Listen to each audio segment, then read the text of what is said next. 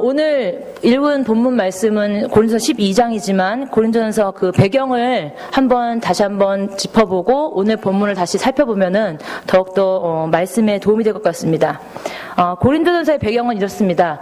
바울이 에베소 지역에 있을 때 이제 고린도 교회가 세워진 지 한 5년쯤 지난 후에 고린도 교회에 쓴 편지입니다. 글로에라는 여성 성경 그 고린도전서 1장 11절에도 그런 표현이 나오는데요. 글로에라는 여성 사업가 밑에서 일하는 몇몇 크리스찬들이 예수 믿는 사람 형제들이 에베소를 방문합니다. 바울을 찾아왔어요. 바울을 찾아와서 그녀와 함께 일하는 그 직원들이 하는 말이 고린도 교회에서 일어나는 일들을 얘기합니다. 바울에게 얘기하는 거예요.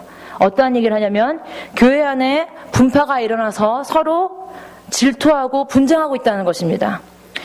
어떤 헬라인들은, 그러니까 그리스인들이죠. 어떤 헬라인들은 그리스식 화법을 훨씬 더 높은 차원의 지혜와 지식을 간주했기 때문에 그 출신인 아볼로를 좋아하고, 나는 아볼로파라고 얘기하고, 또 어떤 유대인들은 기적과 표적을 추구했기 때문에, 역시 기적과 표적은 역시 베드로가 짱이지. 이렇게 해서 베드로를 좋아하고, 베드로파.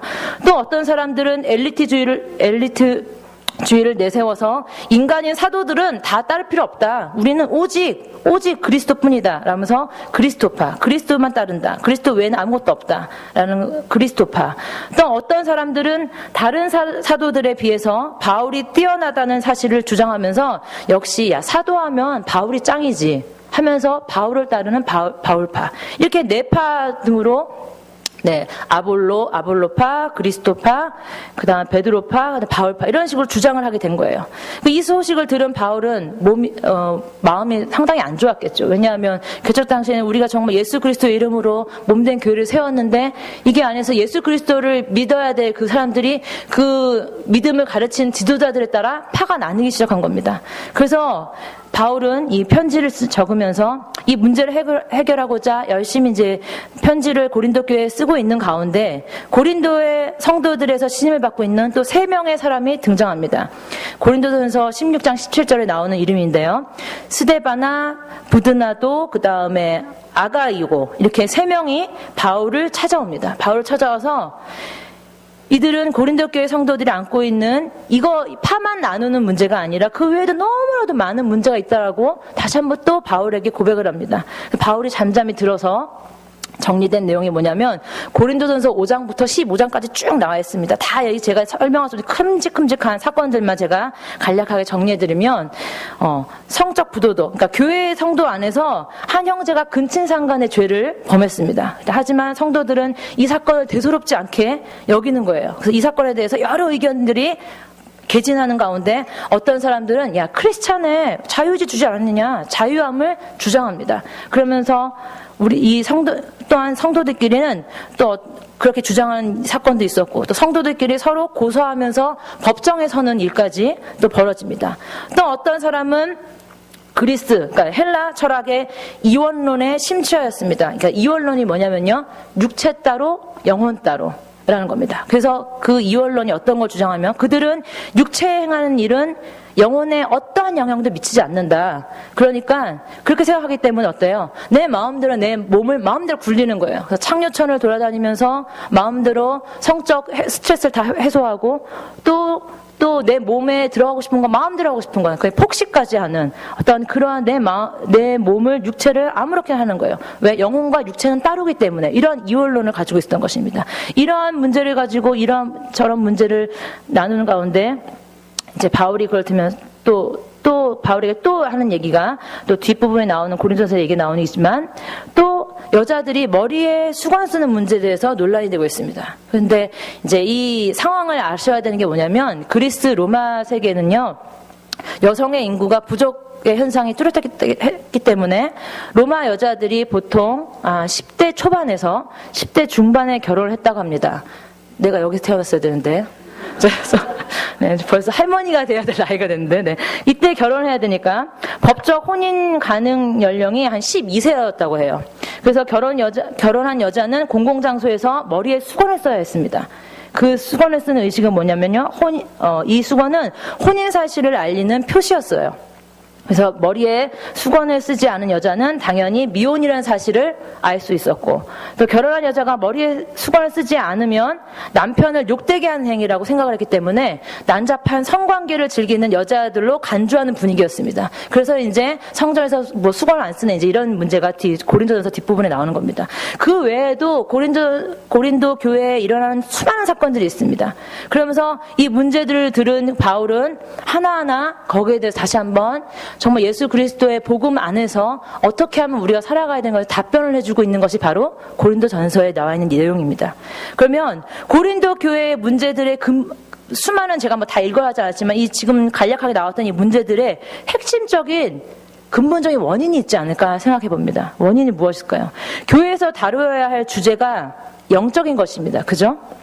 믿음에 대한 것이고 믿음의 대상이어야 할 텐데 교회에서 모이기만 하면 엉뚱한 주제들이 난무하는 겁니다. 관심의 대상이 없고 화제거리가 되는 것입니다. 그래서 하나님이 원하시는 삶보다 나 중심의 생각과 합리화를 해나가는 것입니다. 또 세상의 문화에 휩쓸려서 세상 것들을 추구하는 가운데 그 모든 사상이 어디로 들어오는가? 교회 안으로 들어오기 시작하는 것입니다. 근데 우리는 어떻습니까? 우리는 자녀 교육에 대해서 교회에 모여서 자녀 교육에 관련해서 유치원이 좋은 유치원이 어디냐, 어느 학원이 잘 가르치냐, 좋은 대학 보내야지, 뭐가 전망 있는 전공이냐, 어디에 취직해야 돈을 잘 버는 회사인가, 또 어디가 집값이 오를 것이고 어디에 투자해야 좀 더 나은 이자를 받을 것인가, 적립식 펀드냐, CMA냐, 주식이냐, 부동산이냐, 골프 얼마 치냐, 주말 라운딩은 어디 갈 거냐 등 온통 우리가 예수님을 믿는 사람들이 세상 사람들과 별 차이 없이 똑같은 생활 양식과 생각으로 교회에서 모이기만 하면 이런 얘기를 한다는 것입니다. 그래서 결국 교회가 어느덧 커뮤니티, 정보 교환의 장소로 변질되어 가고 본질을 잃어버리는 것입니다. 이것이 지금 제가 비유적으로 표현했지만 고린도 교회의 문제나 오늘날 우리 한국의 교회의 문제나 또 한번 하늘빛 우리 교회의 문제는 없는지를 점검했으면 좋겠습니다. 그런데 오늘 본문 고린도서 12장은 좀 전에 말했던 세상적인 관점과 주제가 아니라 영적인 것, 신령한 것, 성령의 은사에 대해 다루고 있습니다. 그런데 영적인 것, 신령한 것, 성령의 은사에 대한 것임에도 불구하고 뭐가 문제였는지, 뭐가 잘못된 생각인지를 오늘 바울이 고린도 교회 성도들에게 다시 한번 설명하고 권면하고 있습니다. 그러면 고린도 교회 문제를 통해서 우리가 배워야 할 상식적인 도대체 믿음이 무엇인지를 한번 돌아봤으면 좋겠습니다. 첫 번째, 은사는 어디에서 왔는가를 알아야 합니다. 여기 다시 한번 우리가 4절에서 6절 한번 볼까요? 4절에서 6절 한번 다시 한번 읽어보도록 하겠습니다. 시작. 은사는 여러 가지나 주는 같으며 또 사역은 여러 가지나 모든 사람 가운데서 이루시는 하나님은 같으니. 아멘. 자, 여기서 잘 보시게 되면요, 은사만을 다루고 있지 않습니다. 그죠? 또 다른 두 단어가 더 나옵니다. 은사 외에 직분, 사역까지 나옵니다. 그래서 저는 오늘 은사만을 말하는 것이 아니라 이 직분과 사역들 포함해서 여러분과 함께 나누고 싶습니다. 직분, 은사, 사역, 이 모든 것은 어디로부터 왔을까요? 어디서 왔을까요? 여기 4절, 5절 좀 전에 읽으셨잖아요. 여러 가지나 성령은 같고, 그 다음 뭡니까? 주는 같으며 하나님은 같으니. 이 결국 뭡니까? 성령 삼위일체 하나님을 말씀하고 있습니다. 다시 말하면 모든 은사, 모든 직분, 모든 사역은 인간이 준 것 같고 인간의 어떠한 노력으로 받은 것 같은데 결국 그런 것이 아니라 오늘도 성령 하나님께서, 오늘 구원하신 예수 그리스도로 인하여서 오늘도 우리 가운데 역사하시는 하나님이 주신 것이라는 걸 여러분 꼭 믿으시길 바랍니다. 그렇다면 은사는 여러분 아시겠지만 영어로 표현하면 기프트, 선물입니다. 선물. 또 직분은 영어 사전이 아니라 그 NIV를 보니까 서비스라고 했습니다. 봉사입니다. 다시 말하면 직분은 어떠한 타이틀이 아니라 봉사를 하는 것입니다. 또 사역은 워킹이라고 나와 있습니다. 사역은 일인 것입니다. 그래서 여기 보면서 하나님이 주신 선물, 하나님이 주신 봉사, 하나님이 주신 일이라는 것을 여러분들이 기억하시고, 오늘도 은사, 직분, 사역이 어디에서 왔는가라고 물어봤을 때 여러분은 강하고 담대하게 누가 목사님이 임명해 주셨어요라고 하시는 것이 아니라 모든 것은 삼위일체 하나님으로 닿다는 것을 오늘 고린도전서 말씀을 통해서 여러분들이 꼭 기억하시고 고백하시기 바랍니다. 두 번째 우리가 기억해야 될 것은 은사, 직분, 사역은 주신 궁극적인 목적이 무엇인지를 반드시 알아야 됩니다. 우리가 이 은사가, 이 직분이, 사역이 어디에서 왔는지를 알지 못하고 또 은사를 주신 궁극적인 목적이 무엇인지 알지 못한다라면 오늘 고린도 교회에 이러한 문제가, 교회에 분쟁이 일어나고 다툼이 일어나는 것 같습니다. 그럼 어디서 왔을까요? 궁극적인 목적이 무엇일까요? 왜 사람들에게 같은 은사를 주지 않고 하나님께서는 다른 은사를 각각 주셨을까요? 오늘 읽은 본문 7절 말씀 보겠습니다. 7절 말씀 읽어볼까요? 시작. 각 사람에게 성령을 나타내심은 유익하게 하려 하심이라. 또 11절 보겠습니다. 시작. 이 모든 일은 같은 한 성령이 행하사 그의 뜻대로 각 사람에게 나누어 주시는 것이니라. 네, 지금 계속 좀 더 말씀을 읽을 텐데요. 말씀을 읽으시는 가운데 좀 집중하시기 바랍니다. 28절, 오늘 읽지는 않았지만 12장 28절 보겠습니다. 28절 보겠습니다. 시작.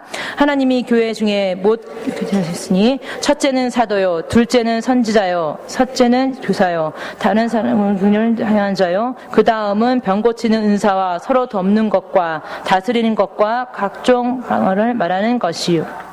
또 좀 멀리 갈게요. 한 조금만 뒤로 가시면 됐습니다. 신약성경 313페이지 정도 됩니다. 에베소서 4장 12절입니다.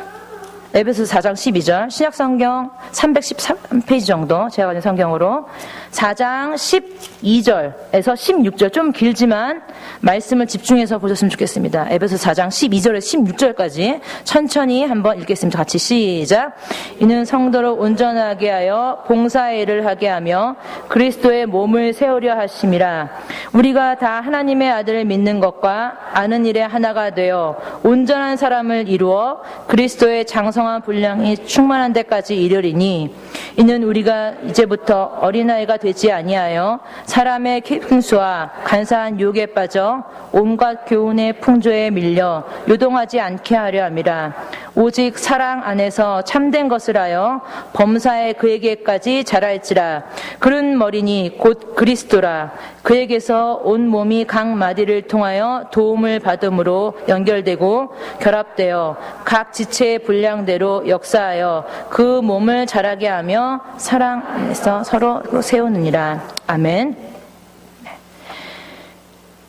왜 사람들에게 하나님께서는 같은 은사를 주지 않고 다른 은사를 주셨을까요? 그리고 이 은사, 직분, 사역을 주신 궁극적인 목적이 무엇일까요? 그것은 바로 뭐라고요? 오늘 읽었던 것을 정리해보면 그의 뜻대로 유익하게 하시려고 은사를 주셨습니다. 그렇다면은 무엇을 유익하게 하렸을까요? 오늘 읽은 말씀이지만 다시 한번 에베소서 4장 12절 말씀 읽어볼까요? 에베소서 4장 12절 말씀 시작. 이는 성도들을 온전하게 하여 봉사의 일을 하게 하며 그리스도의 몸을 세우게 하려 하심이라. 첫 번째, 무엇을 유익하게 하시려면은 그리스도의 몸된 교회를 세우기 위해서입니다. 오늘 똑같은 사람들만 있으면 생각해보세요. 그 교회가 성장하는 건 문제가 되지 않겠죠. 그러나 뭡니까? 그리스도의 몸된 교회를 온전하게 세우기 위해서는 다양한 사람들이 필요한다는 것입니다. 생각해보세요. 말씀 전하는 사람은 다 있다고 생각해보세요. 모든 성도님들이 우리 교회 아이들까지 한 400명인데 400명들이 말씀 듣는 사람은 없고 전하는 사람만 있다고 생각해보세요. 교회가 되긴 되겠지만 예배가 난장판이 되겠죠. 또 뭡니까? 찬양 인도자만 다 있다고 생각해보세요. 또 조용히 중보하는 기도만 했다면 예배는 드리지만 또 맨날 기도만 할 거예요. 무슨 말인지 아주 간략한 얘기였지만 다양한 은사를 주신 것은, 결국 다양한 직분을 주신 것은, 다양한 사역자를 준 것은 그리스도의 몸된 교회를 세우기 위해서, 유익하게 하기 위해서였다는 것을 기억하시기 바랍니다. 두 번째는 13절입니다. 13절 읽어보겠습니다. 시작. 우리가 다 하나님의 아들을 믿는 것과 아는 일에 하나가 되어 온전한 사람을 이루어 그리스도 장성한 분량이 충만한 데까지 이르리니. 무엇을 유익하게 하시려면요, 온전한 성도가 되게 하기 위해서 하나님께서는 하나님의 아들을 믿는 것과 아는 일이 하나 되어, 결국 그 믿는 것과 아는 것을 성도가 온전히 알게 하게 하시려고, 유익하게 하시려고 결국은 성령의 은사 그리고 사역과 직분을 주셨다는 것입니다. 오늘도 여러분들이 은사를 주신 것, 궁극적인 목적이 무엇인지를 발견하지 않으신다라면 이 목적을 여러분들의 계획하신 대로 여러분들이 하고 싶은 대로 하실지 모르겠습니다. 다시 한번 기억하십시오. 은사가 어디서부터 왔고 주신 궁극적인 목적을 기억하시기 바랍니다. 이것이 잘못 이해하고 있다면 오늘 고린도 교회처럼 교회에 문제가 발생할 수도 있습니다. 은사가 있는 권사님이나 목사님이나 신통한 기도원이나 그죠? 치유 집회나 은사 집회에서 받을 수도 있습니다. 네, 받을 수 있어요. 그러나 그 은사는 절대로 용한 그 권사로부터, 신통한 장로로부터, 그리고 신령한 목사로부터 나오는 것이 아닙니다. 어디부터 나온다고요? 오늘 우리가 지금 살아서 역사하시고 내 안에 계시고 오늘 예배드리고 있는 이곳 하늘빛 우리 교회에 함께하고 계시는 성령 하나님으로부터 오신 줄을 믿으시길 바랍니다. 또 말씀 하나 오늘 좀 많이 찾죠. 고린도전서 14장 보겠습니다. 고린도전서 14장에 이런 말씀이 있습니다. 고린도전서 14장, 다시 아까 본문으로 돌아가서 좀 뒤로 가실까요? 14장 33절입니다. 14장 33절 한번 읽어보겠습니다. 시작. 하나님의 질서의 하나님이 아니시오 오직 화평의 하나님이시라. 아멘. 37절 좀 뒤로 더 가세요. 37절 읽겠습니다. 시작.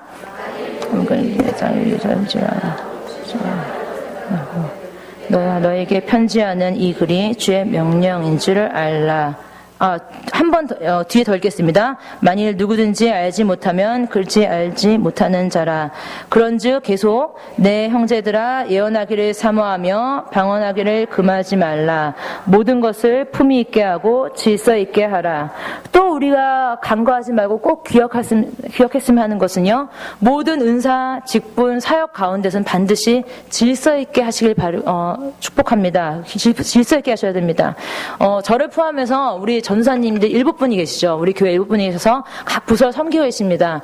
근데 이제 전사님이라고 해서 나이가 그렇게 어린 나이들은 다 아니에요. 네. 타교에 진작에 하나님의 부르심에 순종했더라면 이미 다 목사님들이 되셔야 될 나이인데도 불구하고 저를 포함해서 버티다 네, 견디다가 늦게 하나님께 무릎 꿇고 오신 나이이기 때문에 그렇게 적은 나이는 아닙니다. 그러나 그렇다고 또 저희가 섬기는 성도님들보다도 저희 성도님들이 훨씬 나이가 또 연배가 더 있으신 분도 있으십니다. 그러나 제가 여러분들에게 그래도 다시 한번 부탁드리고 싶은 것은 각 부서를 섬기고 있는 전사님들의 권위에 순종해 주시기 바랍니다. 다시 말하면 그 안에서 교회의 질서가 있다는 것은 우리가 어떤 하나님이 지어진 직분 안에 우리가 순종해야 하는 것이 필요한데 그렇다고 우리 성도님들이 뭐 대들다 이런 게 아니라 그럼에도 불구하고 혹여라도 이제 사역의 기간이 10년 이상 되신 분들이 아무도 없기 때문에 좀 시행착오가 있을 수 있습니다. 그죠? 그럴 때 여러분들에서 보면서 오랜 연륜을 가지신 분들은 보이실 거 아니에요. 그러면은 안타깝기도 하면은 안타까운 마음으로 기도해 주시기 바랍니다. 그리고 정말 이상한 복음을 전하고 이단이 아니고서는 중보해 주시고 거기서 좀 그 안에서 질서 안에서 그 안에서 결정된 부분을 순종하고 따라주시는 저와 우리 성도님 되시면 좋겠습니다. 그래서 꼭 기억할 것은 모든 은사, 직분, 사역 가운데는 질서 있게 하시는 우리 하늘빛 우리 교회 성도님 되시면 좋겠습니다. 그렇다면 내게 주신 하나님께서 주신 은사, 직분, 사역을 하나님이 기뻐하시도록 사용해야 되는데 한번 이것을 점검할 필요가 있는 것 같아요. 내가 과연 내게 주신 은사, 직분, 사역을 하나님이 기뻐하시도록 잘 사용하고 있는가? 왜냐하면 이 은사는 하나님이 주신 거잖아요. 그죠? 성령 하나님께서 삼위일체 하나님께서 주셨고 그 은사의 목적은 뭐라고요? 몸된 교회를 세우기 위해서 저와 여러분 성도님들이 온전한 성도가 되게 주셨는데 이것이 제대로 사용되고 있는지 점검하지 않는다면 아무 소용이 없는 겁니다. 어떻게 점검해야 되는지 이 세 가지를 한번 제가 정리해봤습니다. 첫 번째, 누구를 위하여 은사를 사용하고 있는가? 하나님께 영광을 돌리고 있는가? 아니면 내가 영광을 받고 있는가? 누리고 있는가? 이것을 꼭 점검하시기 바랍니다. 두 번째는 내가 은사를 사용함으로써 교회에 유익이 되고 있는가? 교회 공동체가 성장하고 있는가? 교회 공동체가 성숙되어지고 있는가? 우리 교회 성도님들 너무 감사한 거는 방언도 하시고 뭐 예언의 은사도 있으시고 그 다음은 제가 모르겠어요. 시의 은사 여러 가지 있으실 거예요. 분명히 있을 줄 믿습니다. 그것이 과연 교회 질서 안에서 잘 사용되고 있는지 점검하시기 바랍니다. 그리고 또 하나는 교회와 이웃을 사랑하는 마음으로 은사를 사용하고 있는가를 꼭 점검하시기 바랍니다. 그 은사가 지체들에게 위로와 격려가 되어야 되는데 아니면 혹시 연약한 지체들을 정죄하고 열등감에 빠지게 하는 것은 아닌지를 여러분 꼭 점검하시기 바랍니다. 이건 반드시 이 은사들은 기억하십시오. 교회를 온전하게 세우기 위해서, 섬기기 위해서, 그리고 저와 여러분 스스로가 온전한 그리스도의 장성한 분량에 이르기까지 온전한 성도가 되기 위해서 하나님께서 주셨다는 것을 꼭 기억하시기 바랍니다. 제가 태어나기 전에 있었던 일이에요. 제가 태어나기 전에 저는 언니, 오빠, 제가 세 번째 막내인데 제가 태어나기 전이니까 언니가 아마 한 3, 4살쯤인 것 같습니다. 저희 아버지께서 퇴근하고 집에 오실 때 언니가 안 자고 매일 기다렸다고 합니다. 그러다가 어느 날 하루는 아버지가 오셨을 때 언니가 쏜살같이 아버지한테 달려갔습니다. 그러면서 아빠가 이제 반가워 손을 이렇게 팔을 벌리는 그 순간 아빠에게 안기기는커녕 어딜 보냐면은 아빠 하면서 봤던 것이 아빠의 손을 바라봤습니다. 아빠 오늘은 없어? 여기서 감을 잡아줬죠. 밤늦게 들어오시는 아버지를 기쁘게 반갑게 맞이하려고 기다렸던 행동은 알고 보니까 아버지를 기다린 것이 아니라 매일 무언가를 사가지고 들어오시는 아버지의 손에 든 봉투를 기다렸던 것입니다. 여러분은 이 얘기를 짧은 얘기지만 듣고 어떤 생각이 드십니까? 혹시 여러분은 아버지가 매일 집에 들고 오실 때 손에 들고 있는 봉투를 좋아하시는 건 아닙니까? 다시 말해서 하나님 아버지가 여러분이 구하는 것들을 다 들어주셔서 좋아하는 것은 아닙니까? 우리는 선물을 받습니다. 그래서 누군가에게 선물을 받습니다. 특히 자기가 갖고 싶은 것을 싶었다거나 아니면 좋아하는 것을 받는다면 그 선물을 준 사람에게 고마워할 거고 좋아할 것입니다. 그죠? 정말 중요한 것은 그렇다고 선물 받았다고 해서 그 사람을 모른 채 하고 선물에만 집중하지는 않잖아요, 여러분. 아, 이 사람이 날 정말 이렇게 사랑하는구나, 좋아하는구나라고 우리는 더 감동하고 그 사람이 더 잘해줍니다. 마찬가지입니다. 여러분에게 하나님께서는 분명히 은사들을 주셨습니다. 직분을 주셨습니다. 사역을 주셨습니다. 근데 오늘 여기 선물한 표현은 기프트로 따지면 은사를 주셨습니다. 여러분께서 하나님께 받은 그 은사에 집중하는 것이 아니라 은사를 주신 이에게 집중하고 있습니까? 은사에만 집중하는 것이 아닙니까? 오늘도 우리 여기 성도님 보시게 되면 여기에 수많은 저도 개인적으로 사모하는 은사가 있어요. 예, 뭐 치유의 은사 이런 것도 있으면 좋겠고, 그런데 영분별의 은사 이런 것도 있으면 좋겠고, 투시의 은사 같은 거 여기 나와 있어서 성도님들이 저희한테 거짓말 안 하나 이런 것도 알고 싶지만 더 중요한 것은 이런 은사를 사모하는 것이 나쁘다는 건 아닙니다. 그러나 본질적으로 하나님이 우리에게 은사를 주신 거는 하나님 뭐라고요? 온전한 교회를 세우기 위해서, 온전한 성도가 되기 위해서 그 유익을 주시는 건데 이것이 마치 나에게 있는 무슨 권한 마냥 능력인 것처럼 사용해서는 안 된다는 것입니다. 사랑하는 성도 여러분들이 하나님께서 주신 은사보다 하나님을 더 자랑하고 하나님을 더 사랑하시는 저와 여러분들이 됐으면 좋겠습니다. 두 번째, 더 바라는 것은 하나님의 능력의 손을 구하는 것이 아니라 하나님의 얼굴을 구하시는 저와 여러분들이 좋겠습니다. 하나님의 얼굴을 구한다. 너무 추상적이고 어렵죠? 그래서 어떻게 이것을 비유로 설명할까 고민했어요. 고민하다가 장면이 떠오른 게 뭐냐면, 여러분 드라마나 영화를 보시게 되면 여러분들 경험할 수 있습니다. 정말 너무나도 오랫동안 보고 싶은 사람, 반가운 사람을 만났을 때 여러분은 어떻게 합니까? 안녕, 뭐 누구야 하고 와서 손까지 잡을 수 있지만 그다음 어딜 만집니까? 얼굴을 만지지 않습니까? 얼굴을 쓰다듬으면서 얼굴을 이렇게 토닥토닥 하지 않습니까? 제가 이 말씀을 비유할 때 이 말씀이 떠올랐습니다. 이 생각이 떠올랐어요. 우리가 누군가를 보고 싶고 누군가를 원하고 누군가를 찾을 때는 반드시 그 사람의 손을 찾는 것이 아니라, 그 사람의 엉덩이를 찾는 것이 아니라, 그 사람의 등짝을 찾는 것이 아니라 그 사람의 얼굴을 보는 것이다 라고 생각했습니다. 다시 말해서 우리가 하나님의 능력의 손을 구하는 것이 아니라, 구해야 됩니다. 그러나 우선적으로 하나님의 능력의 손만 구하는 것이 아니라 하나님의 얼굴을 구하시는 저와 여러분이 됐으면 좋겠습니다. 부끄러운 고백이지만 그렇지만 또 이 말씀을 나누고 마치도록 하겠습니다. 2, 3년 전에 제가 아주 쓸데없는 건 아니고요. 좀 부끄럽지만 그래도 내가 왜 이런 고백을 했을까라는 생각이 든 고백이 하나 떠올랐습니다. 2, 3년 전에 여러 가지 문제들로 인해서 하나님께 너무 진짜 그 밤마다 얼마나 목이 쉬도록 부르짖었어요. 부르짖으면서 기도하면서 기도하는 가운데 무슨 생각이 드냐면 기도의 문제와 상관없이 제가 이런 고백이 나오는 거예요. 하나님 제가 이렇게 기도하는 이 기도 제목을 혹 안 들어주시더라도 저는 하나님 실망하지 않겠습니다. 원망하지 않겠습니다. 그 대신 정말 하나님 내가 지금보다 하나님을 더 사랑하게 해주시옵소서라는 고백을 한 적이 있습니다. 내 생명이 다하는 그날까지 혹여라도 하나님이 단 한 번이라도 앞으로 지금부터 영원토록 나의 기도 제목을 들어주지 않는다 할지라도, 응답하지 않는다 할지라도, 하나님의 음성을 제가 못 듣는다 할지라도, 하나님 내가 지금 하나님을 사랑하겠습니다라는 고백을 그 밤에 왜 했는지 모르겠어요. 근데 그 밤에 기도가 그렇게 고백을 하게 되더라고요. 근데 아마 이게 저의 육신의 고백으로는 되지 않았던 것 같습니다. 성령 하나님께서 내 안에 그런 고백을 하셨던 것 같습니다. 오늘 이 밤에도 우리 사랑하는 성도님께서 이러한 고백이 있었으면 좋겠습니다.